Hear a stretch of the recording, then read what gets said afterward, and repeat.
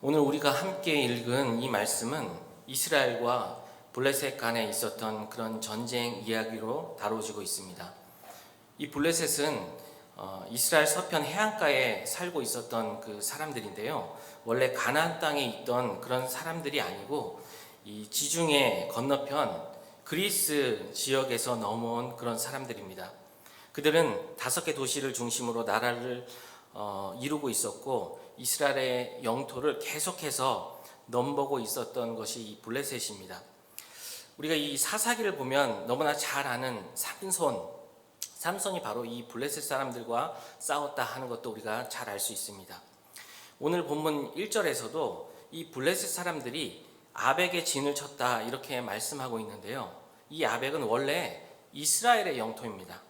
그러니까 벌써 이 블레셋 군대가 이스라엘의 영토에 들어와서 그 일부를 차지하고 있는 것입니다. 이에 이스라엘 군대도 맞서서 싸우는 그런 상황입니다. 그런데 불행하게도 이 이스라엘은 블레셋과의 전투에서 굉장히 큰 패배를 당합니다. 우리 2절 말씀 같이 한번 읽어보겠습니다. 블레셋 사람들이 이스라엘에 대하여 전열을 벌이니라. 그 둘이 싸우다가 이스라엘이 블레셋 사람들 앞에서 패하여 그들에게 전쟁에서 죽임을 당한 군사가 4,000명 가량이라. 지금 이 블레셋과 이 전쟁에서 무려 4,000명이나 되는 이스라엘 군사가 죽임을 당하는 엄청난 큰 패배를 당한 것입니다. 이에 충격을 받은 이스라엘의 지도자들이 승리를 위한 특단의 조치를 내립니다. 그것은 바로 이 실로 성막에 있는 여호와의 궤를 가져오자 하는 것입니다. 우리 3절 말씀을 같이 한번 읽어보겠습니다. 백성이 진영으로 돌아오매 이스라엘 장로들이 이르되 여호와께서 어찌하여 우리에게 오늘 블레셋 사람들 앞에 패하게 하였는고 여호와의 언약궤를 실로에서 우리에게로 가져다가 우리 중에 있게 하여 그곳으로 우리를 우리 원수들의 손에서 구원하게 하자 하니. 지금 이스라엘의 지도자, 그러니까 이스라엘의 장로들은 이 엄청난 패배의 원인이 지금 하나님께 있다 하는 것을 알았습니다. 그들은 하나님께서 우리를 패하게 하셨다 이렇게 이야기합니다. 여러분, 이것은 올바른 진단입니다. 왜냐하면 이스라엘은 하나님의 백성이고 또한 그 자체로 하나님의 군대이기 때문입니다. 출애굽기 12장 41절에 보면 이렇게 말씀하는데요. 우리 같이 한번 읽어보겠습니다. 430년이 끝나는 그날에 여호와의 군대가 다 애굽 땅에서 나왔은즉. 지금 애굽에서 430년간 종살이를 끝내고 나온 이스라엘 백성들을 뭐라고 부릅니까? 여호와의 군대 이렇게 부르고 있습니다. 이 군대는 여호와께서 친히 용사가 되어서 이끄시는 그런 군대입니다. 그러므로 이 여호와의 군대의 승리와 패배는 오직 여호와 하나님께 달려 있습니다. 다른 것에 있지 않습니다. 다시 말해 하나님께서 이기게 하시면 승리하게 되고 지게 하시면 패하는 것입니다. 그래서 하나님은 이스라엘 백성들이 이 하나님 말씀에 온전히 순종하면 언제나 승리를 줄 것을 말씀하십니다. 반대로 불순종하면 패할 것을 하나님께서 분명히 말씀하셨습니다. 신명기 28장 1절에 보면 우리 같이 한번 읽어봅니다. 내가 내 하나님 여호와의 말씀을 삼가 듣고 내가 오늘 내게 명령하는 그 모든 명령을 지켜 행하면 내 하나님 여호와께서 너를 세계 모든 민족 위에 뛰어나게 하실 것이라. 우리 7절 같이 한번 읽습니다. 7절입니다. 28장 7절. 여호와께서 너를 대적하기 위해 일어난 적군들을 내 앞에서 패하게 하시리라. 그들이 한 길로 너를 치러 들어왔으나 내 앞에서 7길로 도망하리라. 즉 하나님의 말씀에 순종하면 이스라엘은 반드시 승리하게 되어 있습니다. 하나님께서 약속하셨습니다. 하지만 하나님 말씀에 불순종하면 우리 신명기 28장 25절입니다. 같이 한번 읽습니다. 여호와께서 내 적군 앞에서 너를 패하게 하시리니 내가 그들을 치러 한 길로 나가서 그들 앞에서 7길로 도망할 것이며 내가 또 땅의 모든 나라 중에 흩어지고. 이처럼 이스라엘의 승리와 패배는 오직 하나님께 달려 있음을 우리는 말씀을 통해 분명히 알 수 있습니다. 그러므로 이 블레셋과의 전투에서 이스라엘이 크게 패했을 때 이스라엘의 장로들이 하나님께서 어찌해서 우리를 패하게 하셨는가 이렇게 이야기하는 것은 어쩌면 아주 정확한 표현입니다. 하지만 문제가 있습니다. 문제는 이 이스라엘 장로들이 문제가 무엇인지는 정확히 알았지만 그 해답을 전혀 엉뚱한 곳에서 찾고 있다는 것입니다. 이 전쟁이 하나님 손에 달려있고 하나님이 우리를 패하게 하셨다. 이것은 그들이 알았습니다. 그런데 해답을 지금 잘못 찾고 있습니다. 지금 이스라엘 군대가 블레셋에게 패한 이유가 무엇인가요? 여러분, 하나님의 군대인 이스라엘에게는 다른 이유가 없습니다. 이 전쟁에 패한 이유는 어떤 그들의 군사력이 약해서 아니면 세웠던 어떤 작전이 좋지 않아서 작전이 실패했기 때문 그것이 아닙니다. 오직 하나, 그들이 하나님 말씀에 온전히 순종하지 못했기 때문입니다. 그렇다면 이 이스라엘 장로들이 이 상황에서 어떻게 해야 마땅할까요? 다른 어떤 일이 아닌 이스라엘 백성과 함께 회개하는 일이 먼저입니다. 그 일이 필요합니다. 자신들의 죄가 무엇인지 깨닫고 회개하는 길만이 다시금 승리를 가져다 줄 수 있는 유일한 방법입니다. 여러분, 이것은 가나안 땅에 들어온 이스라엘 백성들이 여리고성 전투에서 승리한 후에 그 다음 이 아이성과의 전투에서 패배한 후에 취한 그런 행동입니다. 잘 아시는 것처럼 이 여리고성에 비하면 아이성은 굉장히 작은 성입니다. 이스라엘 백성들은 어떤 생각을 하였나요? 당연히 이길 줄 알았습니다. 엄청난 이 여리고성을 이겼는데 이 아이성은 보잘것없다는 것이죠. 그러니까 우리 군대가 다 갈 필요도 없다. 이렇게 생각했던 것이 아이성입니다. 하지만 어떤 일이 벌어지나요? 패배를 당합니다. 이때 이 백성의 지도자였던 여호수아 장로들이 제일 먼저 한 일이 무엇인가? 바로 하나님 앞에 회개한 것입니다. 여호수아 7장 6절 우리 같이 한번 읽어보겠습니다. 여호수아가 옷을 찢고 이스라엘 장로들과 함께 여호와의 궤 앞에서 땅에 엎드려 머리에 티끌을 뒤집어 쓰고 저물도록 있다가, 여러분, 여기서 옷을 찢고 땅에 엎드려 머리에 티끌을 뒤집어 쓰는 것은 하나님 앞에서 지금 철저한 회개를 할 때 나타나는 그런 행동입니다. 지금 여호수아 장로들은 자신들의 패배가 하나님 말씀에 불순종했기 때문이라는 사실을 바로 깨닫고 그들이 취했던 행동, 이 전쟁에서 패배하고 취했던 가장 먼저 했던 행동은 바로 회개하는 것입니다. 그 결과 이스라엘 백성 중 그 회개 가운데 아간의 범죄가 발견되었고 그 죄를 회개한 후 그 다음에 아이성 전투에서 결국 승리한 것을 우린 볼 수 있습니다. 그러므로 이 블레셋과의 전투에서 패배한 이스라엘 백성들 마찬가지입니다. 하나님 앞에서 자신의 불순종을 깨닫고 회개하는 일이 가장 먼저 있어야 합니다. 그것이 승리를 위한 여러 가지 방법 중 하나가 아니라 유일한 길입니다. 하지만 이스라엘의 장로들이 찾은 방법은 이와는 전혀 달랐습니다. 그들은 자신들의 패배가 불순종 때문이 아니라 여호와의 언약궤를 가져오지 않았기 때문이다, 이런 생각을 하고 있습니다. 그래서 장로들은 지금 실로에 있는 언약궤를 여기 전쟁터로 가지고 와야 되겠다, 이 결정을 하게 됩니다. 그들은 여호와의 언약궤를 가져오면 그 언약궤로 말미암아 전쟁에서 승리할 것을 확신합니다. 왜냐하면 하나님께서 언약궤와 함께 하심을 믿었기 때문입니다. 즉, 언약궤만 가지고 오면 하나님께서도 이 언약궤와 함께 우리에게 오시고 그들로 하여금 전쟁에서 승리하도록 하실 것이다, 당연하게 이렇게 생각을 합니다. 그런데 사실 이처럼 언약궤가 이 전쟁에서 승리를 준다 하는 생각은 완전히 틀린 것은 아닙니다. 왜냐하면 이스라엘 백성들이 출애굽한 후에 다른 나라와 전쟁을 할 때 실제로 이 언약궤를 앞세워 승리를 거두었다 하는 것을 우리는 너무나 잘 압니다. 민수기 10장 35절에서 36절 우리 같이 한번 읽어보겠습니다. 궤가 떠날 때에는 모세가 말하되 여호와여 일어나사 주의 대적들을 흩으시고 주를 미워하는 자가 주 앞에서 도망하게 하소서 하였고, 궤가 쉴 때에는 말하되 여호와여 이스라엘 종족들에게로 돌아오소서 하였더라. 여러분, 이거 무슨 말입니까? 이스라엘 백성들은 언약궤를 앞세워 전투하였고 그때 하나님은 승리를 주셨습니다. 이것은 이스라엘 백성이 가나안 땅에 들어가 처음으로 벌였던 전투가 뭐죠? 여리고성 전투인데 여기서도 마찬가지였습니다. 이스라엘 군사들이 여리고성을 돌 때 언약궤가 함께 돌았습니다. 이처럼 분명히 언약궤를 앞세워서 이스라엘 군대는 승리를 하였지만 오늘 이 본문을 보면 이스라엘 장로들이 블레셋과 전쟁에서 승리하기 위해 언약궤를 가져오는 것은 결코 올바른 결정이 아니었다는 것을 우리는 본문을 보면 알 수 있습니다.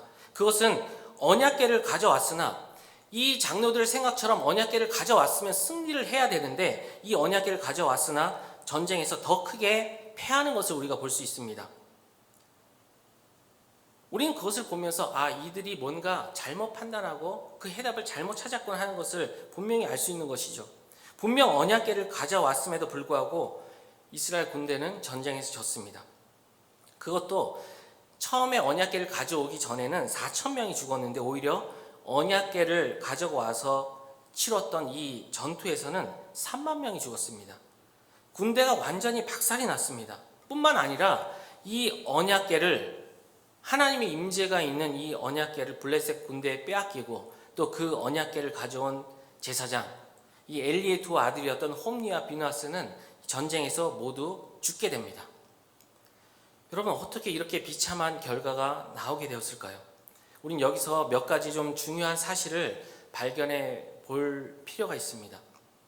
첫째는 우리가 우리를 위해 하나님을 이용해서는 안 된다 하는 것을 우리가 분명히 알아야 합니다.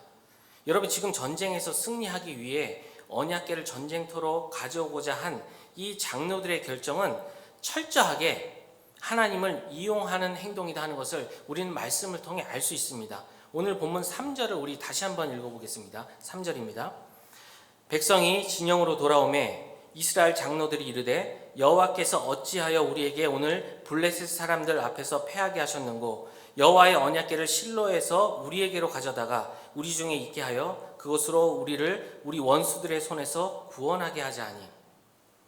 여러분 지금 우리가 3절 말씀 이 한 절 말씀 가운데 가장 여러 번 강조되고 있는 단어가 무엇인지 혹시 찾으셨습니까? 바로 우리입니다. 우리. 계속해서 우리를 이야기하고 있습니다. 우리를 강조합니다. 언약궤를 왜 가져옵니까? 바로 우리를 위해서입니다.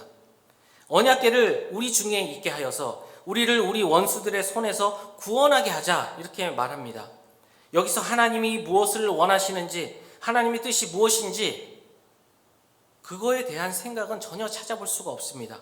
오직 우리밖에 없습니다. 우리를 위해서 그것을 가져오자 하는 것입니다. 이처럼 우리를 위해 하나님을 이용하는 신앙 우리 너무나 잘 아는 것처럼 기복신앙입니다. 기복신앙에는 하나님이 누구신지 하나님의 뜻이 무엇인지 그런 것들은 그렇게 중요하지 않습니다. 중요한 것은 그런 것이 아니라 단지 복받는 나만 중요할 뿐입니다. 이처럼 우리만을 생각하며 하나님을 이용하려 했던 이 이스라엘의 결과가 무엇입니까? 언약궤를 가져왔음에도 불구하고 전쟁에서 완전히 패했습니다. 예상대로라면 언약궤를 가져왔으면 승리를 해야죠. 하지만 언약궤를 가져왔음에도 불구하고 더 큰 패배를 당합니다. 여러분 본문을 보면 이스라엘 군대 가운데 언약궤가 도착했을 때 이 군사들의 반응이 어땠는지가 오늘 본문에 나오는데요. 우리 5절 말씀 같이 한번 읽어보겠습니다. 여호와의 언약궤가 진영에 들어올 때에 온 이스라엘이 큰 소리로 외침에 땅이 울린지라. 지금 땅이 울릴 정도로 이스라엘 군사들이 크게 소리를 지릅니다. 언약궤가 들어오니까 이제 우리 승리할 수 있다 하는 것이죠. 얼마나 크게 소리를 질렀는지 땅이 울립니다. 이미 그들은 승리한 것이나 다름없다 지금 생각하고 있습니다. 이것은 여러분 그 이스라엘만의 생각이 아니라 적군인 이 블레셋 군사들도 마찬가지였습니다. 이스라엘 군대에서 들려오는 큰 소리 들으며 오늘 말씀을 보면 블레셋 군사들이 두려워하고 있는 것을 우리가 찾아볼 수 있습니다. 왜냐하면 이 여호와의 언약궤가 도착했다 하는 것을 그들도 알았기 때문입니다. 그 소리를 듣고 이 블레셋 군사들이 언약궤가 도착했구나 이걸 이제 알았습니다. 하지만 전쟁의 결과는 어땠나요? 예상과는 반대로 블레셋 군대의 완승이었습니다. 여러분 전쟁의 승리는 어떤 군사들의 사기에 달린 것이 아닙니다. 우리가 그냥 일반적으로 생각할 때 이스라엘은 이제 언약궤가 들어오면서 사기가 충만해서 땅이 흔들릴 정도로 소리를 지르고 블레셋은 그것을 들으면서 지금 불안에 떨고 있습니다. 하지만 블레셋이 이겼습니다. 이스라엘 군사들이 아무리 소리를 지르고 그래서 땅이 흔들릴지라도 하나님께서 그들과 함께 하지 않으시면 여러분 아무 소용이 없습니다. 이것이 우리만을 찾는 그 신앙의 최후입니다. 사랑하는 여러분, 중요한 것은 우리가 하나님을 이용하는 것이 아니라 우리가 하나님 앞에 굴복하는 것입니다. 그것이 우리에게 꼭 필요합니다. 우리는 이스라엘이 언약궤를 믿다가 패배하고 또한 성전을 믿다가 바벨론에 의해 멸망당했다 하는 그 사실을 우리는 분명히 기억해야 합니다. 그러므로 우리는 어떻게 해야 합니까? 하나님께 굴복해야 합니다. 하나님 앞에 엎드릴 수 있어야 합니다. 나를 위해 하나님을 믿는 것이 아니라 나의 필요를 채우기 위해 하나님을 붙드는 것이 아니라 내 원하는 것을 어떻게든지 얻고자 하나님 앞에 나오는 것이 아니라 하나님 누구신지 알고 하나님의 뜻을 구하며 사는 것이 우리에게 필요하다는 것입니다. 그때 우리에게 진정한 복과 승리가 주어지는 것입니다. 이 사실을 꼭 기억하고 하나님을 존중하며 그 말씀과 뜻에 늘 순복하는 또 순종하며 살아가는 우리 모두가 될 수 있기를 간절히 바랍니다. 두 번째로 오늘 이 본문을 통해 우리가 발견할 수 있는 하나는 하나님께서 우리를 위해 자신의 영광을 버리신다 하는 사실을 우리가 좀 찾아볼 수 있습니다. 특히 오늘 이야기에서 우리가 충격을 받는 것은 이것입니다. 바로 하나님의 언약궤가 블레셋 군대에 빼앗겼다 하는 것. 사실 이것은 엄청난 충격입니다. 앞에서 살펴본 것처럼 이스라엘 군대가 하나님을 이용하다가 패배한 것은 여러분 우리가 이해할 수 있습니다. 자신들 위해서 하나님 이용하다가 패배한 거, 그럴 수 있다. 우리 이렇게 이해할 수 있습니다. 하지만 하나님께서 임재하시는 이 언약궤를 적들이 빼앗아 갔다 하는 것 참 이해하기 쉽지 않은 사건입니다. 왜냐하면 그것은 단순히 이스라엘의 패배만을 이야기하는 것이 아닙니다. 그것이 아니라 하나님의 패배가 되기 때문에 우리는 이것이 충격이 아닐 수 없습니다. 여러분, 고대 사회의 전쟁은 단순히 인간끼리의 전쟁이 아닙니다. 쉽게 말해서 신들의 전쟁이라 여겨졌습니다. 그래서 전쟁에서 승리한 나라는 그 나라가 섬기는 신이 승리한 것으로 생각하였고, 전쟁에서 패한 나라가 섬기는 그 신을 반드시 빼앗아 왔습니다. 그리고 그것을 자신들이 섬기는 그 신상이 있는 곳에 놓습니다. 바로 적들이 섬기는 신을 우리가 섬기는 신이 굴복시켰다 하는 뜻이죠. 마찬가지로 블레셋 군대가 언약궤를 빼앗아 간 것도 이런 뜻입니다. 무엇보다도 블레셋이 섬기는 이 다곤이라고 하는 신이 이스라엘을 섬기는 여호와 하나님을 이겼다 하는 것입니다. 얼마나 충격입니까? 나중에 보면 이 언약궤를 다곤 신전 안에 놓게 되는 것을 우리가 알 수 있습니다. 그러므로 이 언약궤를 빼앗겼다 하는 것은 이스라엘 백성에게는 너무나 큰 충격이 아닐 수 없습니다. 왜냐하면 바로 하나님이 졌다 하는 그런 뜻이 되기 때문입니다. 그렇다면 왜 하나님은 이런 일을 그냥 내버려 두셨을까요? 이스라엘이 전쟁에서는 패배하더라도 언약궤는 빼앗기지 않도록 보호하실 수 있었을 텐데, 분명히 그렇게 하실 수 있는 능력이 하나님이시지 않습니까? 그런데 하나님은 그렇게 하지 않으셨습니다. 즉 그렇게 함으로 하나님의 영광을 땅에 완전히 떨어지게 되었고, 다곤이라고 하는 우상에게 하나님이 굴복한 것처럼 그렇게 되어버렸습니다. 그런데 우리는 여기서 정말 무한한, 측량할 수 없는 그 하나님의 사랑을 우리가 찾아볼 수 있어야 합니다. 분명 하나님은 자신의 영광을 지키기 위해서 언약궤를 빼앗기지 않도록 하실 수 있는 능력의 하나님이십니다. 그것은 나중에 이 언약궤가 스스로 다시 이스라엘로 돌아오는 것에서 우리가 분명히 알 수 있습니다. 하나님은 그런 능력이 있는 분이십니다. 즉 하나님의 능력이 없어서 이 언약궤를 빼앗긴 것이 아니다 하는 것입니다. 사실 언약궤를 빼앗긴 것은 하나님께서 그것을 허락하셨기 때문에 가능한 일입니다. 그렇다면 중요한 사실은 왜 하나님께서 이 일을 허락하셨느냐 하는 것이죠. 자신의 영광과 명예가 땅에 떨어질 것을 아시면서도 도대체 왜 그렇게 하셨느냐 하는 것입니다. 그것은 하나님께서 너무나 말을 듣지 않는 자기 백성 이스라엘을 변화시키기 위해서입니다. 일종의 충격요법 같은 것입니다. 여러분 이렇게 가령 예를 한번 들자면, 뭐 집안에 정말 말을 듣지 않는 그런 자녀가 있습니다. 뭐 무슨 말을 해도 듣지 않습니다. 자기 마음대로입니다. 그래서 어느 날 어머니가 너 정말 이렇게까지 하면 넌 내 자식도 아니야. 뭐 혹시 이런 말을 하신 분은 안 계시죠? 뭐 이런 이야기 우리 뭐 TV에서도 많이 보지 않습니까? 그런데 여러분, 이것이 어머니가 정말 그 자녀와 나는 무조건 관계 끊어야 되겠다, 끊기 위해서 이런 이야기를 합니까? 아닙니다. 정반대입니다. 어쩌면 그 충격요법을 써서라도 온전한 자녀로 만들기 위해서입니다. 마치 이와 비슷합니다. 어쩌면 하나님께서 이 언약궤 빼앗기는 일을 통해서 이제 너희는 내 백성이 아니다 라고 말하는 것 같습니다. 하지만 이스라엘을 정말로 버린 것이 아닙니다. 이러한 일들을 통해서라도 그들이 돌아오도록 하나님은 만들고자 하신 것입니다. 왜냐하면 하나님이 이스라엘을 사랑하시기 때문에 포기할 수가 없습니다. 여러분, 지금까지 뭐 자녀들을 수십 년간 키우신 분들이 계시는데요. 지금까지 자녀를 키우시면서 자녀가 한치의 오차도 없이 여러분이 원하는 대로, 여러분이 지시하는 대로 행동했기 때문에 지금까지 포기하지 않고 그 자녀들을 키워오셨습니까? 여러분, 아니지 않습니까? 여러분, 정말 사랑하면 포기가 안 됩니다. 사랑하면은 어떻게든지 이 아이를 바꾸려고 하지 포기하지 않습니다. 그래? 넌 내 자식이 아니야. 버리지 않습니다. 그래서 하나님께서 무슨 일까지 하시느냐? 바로 자신의 영광과 명예까지 다 버리십니다. 그리고 블레셋에 스스로 잡혀가신 것이죠. 이것을 통해 말 듣지 않는 이스라엘이 깨닫기를 바라는 것입니다. 이것이 우리를 향한 하나님의 말로 닿을 수 없는 사랑입니다. 사랑하는 여러분, 혹시 우리를 향한 하나님의 사랑을 그저 고상한 그런 사랑으로만 생각하셨다면 여러분, 그 생각 이제는 완전히 내려놓으시기 바랍니다.